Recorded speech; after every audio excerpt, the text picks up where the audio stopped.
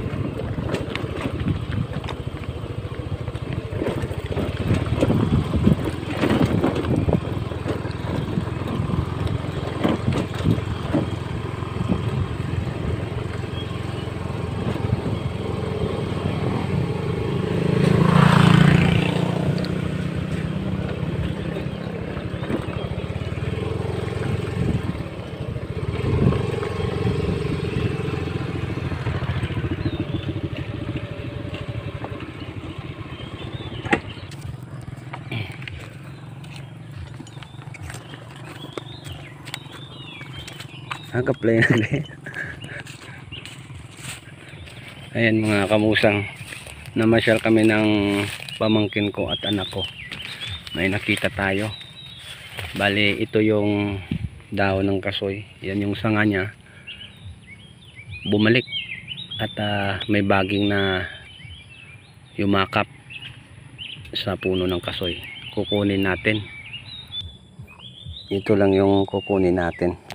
Ayan. Iwan natin yung yung kasoy. Ayan po yung kasoy.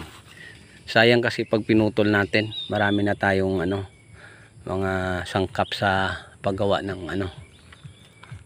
ng mga langisan natin. May kasama pang kabuti. Ayan kabuti.